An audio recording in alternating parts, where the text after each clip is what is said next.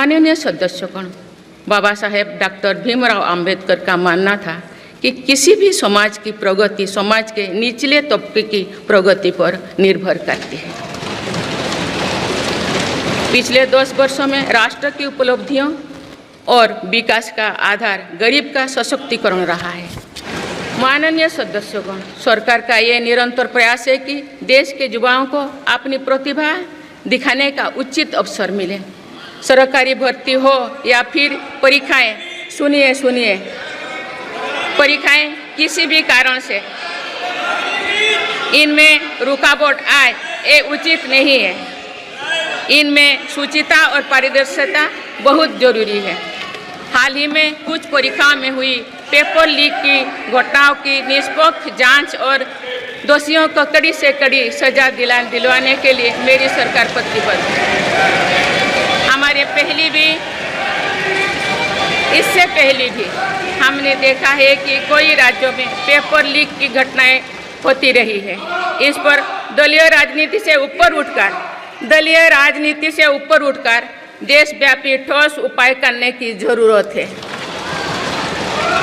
भारत का संविधान बीते दशकों में हर कसौटी पर खरा उतरा है। जब संविधान बन रहा था तो भी दुनिया में ऐसे ताकतें थे जो भारत के असफल होने की कामना कर रही थी। देश में संविधान लागू होने के बाद भी संविधान पर अनेक बार हमले हुए हैं। आज 27 जून है। 25 जून 1975 को लागू हुआ आपातकाल संविधान पर सीधे हमले का सबसे बड़ा और काला अध्याय था।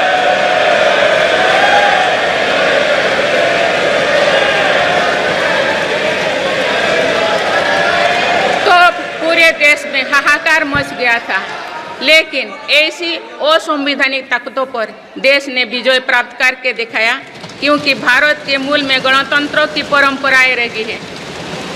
मेरी सरकार भी भारत के संविधान को सिर्फ राजकाज का माध्यम भर नहीं मानती, बल्कि हमारा संविधान जन चेतना का हिस्सा हो, इसके लिए हम प्रयास कर रहे हैं।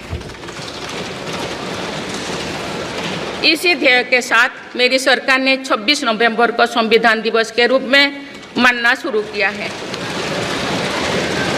अब भारत के उस भूभाग हमारे जम्मू कश्मीर में भी संविधान पूरी तरह लागू हो गया है, जहां आर्टिकल 370 की वजह से स्थितियां कुछ और थी। माननीय सदस्यगण, राष्ट्र की उपलब्धियों के निर्धारण इस बात से होता है कि हम अपने दायित्वों का निर्वहन कितनी निष्ठा से कर रहे हैं। 18 लोकसभा में कई नए सदस्य पहली बार संसदीय प्रणाली का हिस्सा बने हैं।